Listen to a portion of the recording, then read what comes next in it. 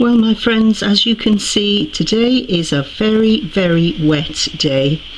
So today we're going to do what my friend Britt Arnold calls having a day of house fun. We're going to find things indoors to do. But before we find the indoor things to do, I must take a little time to come out and feed our poor friends. Look how wet it is. Look, we're wading through this. But our lovely friends are out on the lawn. They're still waiting for their food. Come on, girls.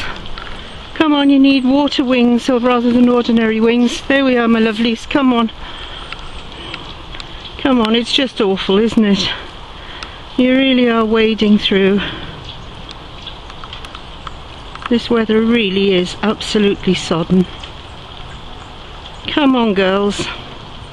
Come on, we've actually got two more hens at the bottom of the garden that are also coming up to feed. But they run away when it's obvious that I'm walking down the garden. They're really very nervous. Okay, girls, you carry on there. I'm going to get dry. Oh, here's the boss coming up. He's just coming to see if there's anything left for him. And now thinking better of it. Ha, that's me back indoors, looking out through the window like a coward. Look at these lovely red geraniums that are still flowering in here, giving a real touch of colour. Those poor creatures, they don't seem to mind the rain as much as I do. Oh look, there's the moorhen. It's come up now I've come in. It's very unusual. Two of them, there they are, pecking away. Probably not in very great focus, but there they are. Let me just show you a little bit more of the geraniums in here.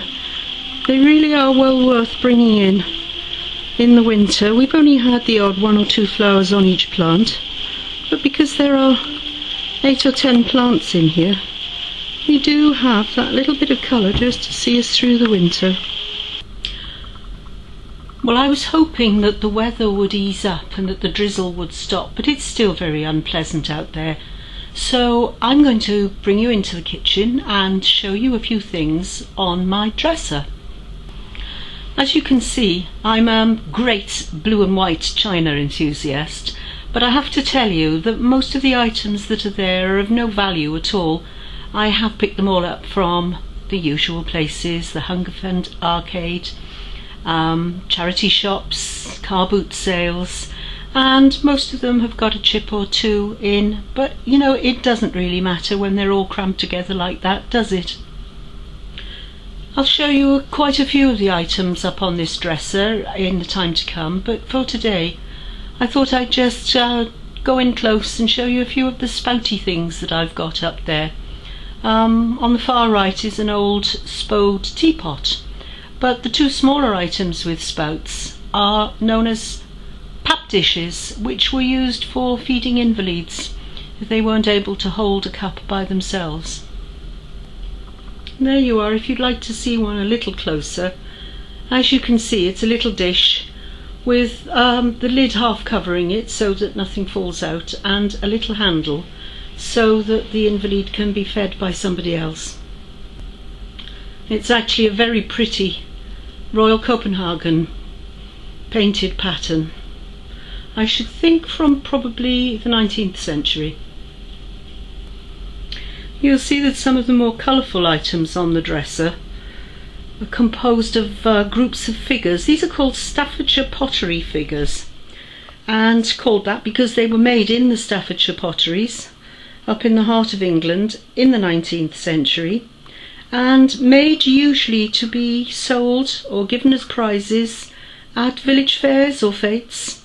Made of very cheap pottery, and I will try and take you in closer just to show you that they are actually very, very crudely painted.